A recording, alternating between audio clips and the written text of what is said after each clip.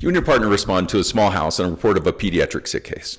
You arrive to find an 8-year-old who seems to have the flu. It's not a big deal. The kid's sick, but he's not sick.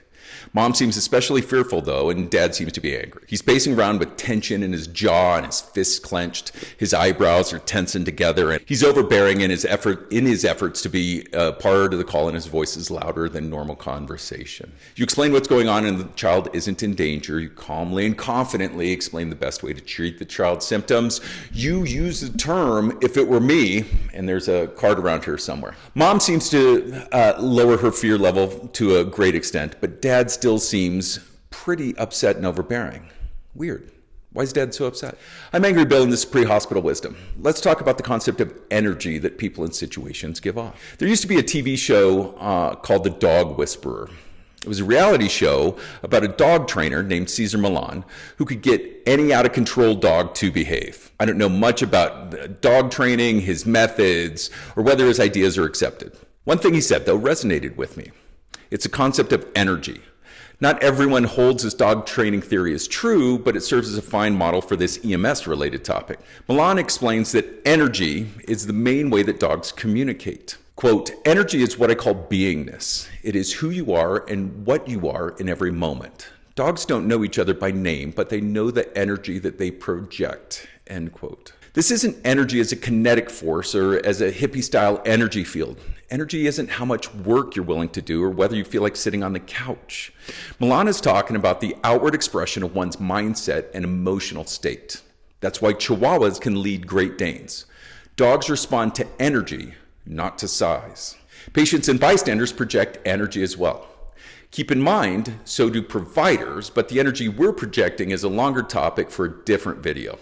I try to keep videos to a reasonable length, so stay tuned for that other one. I'll get to it, I promise. Some patients have fearful energy, some are calm, some are aggressive, and some have that aggressive energy exploding out of them. Think about the last 5 cops you saw. I bet you saw some mix of bored, funny, impatient, irritable, or aggressive energy coming out of those cops, right? Ever come home, see your spouse, and think, "oh shit," and start thinking about what you may have done that he or she is mad about before they even said a word? Your spouse is projecting energy, and you've received the message. Have you ever saw someone and thought, they're in a hurry? They're projecting impatient energy.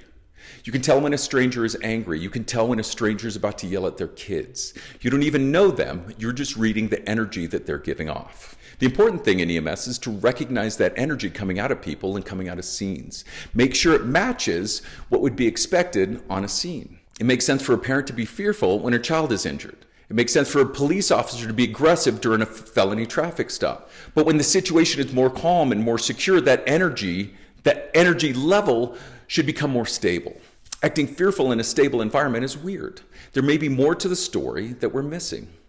A calm bystander in a chaotic and dramatic environment is even kind of weird. Why are they so calm? There's information there that you don't have. I'm not going to get into the signs of different energies. You all already know them, being that you're a minimally functional member of society. Even children recognize fear and anger and calm and other emotions. To look for signs of scene safety in school, whether or not the building is on fire or there's an aggressive dog or someone has a knife in their hand. That's all well and good, but the more common kind of scene safety sign that you'll pick up on is the energy of the scene. Patients and bystanders are armed all the time, and dogs can be present on many scenes.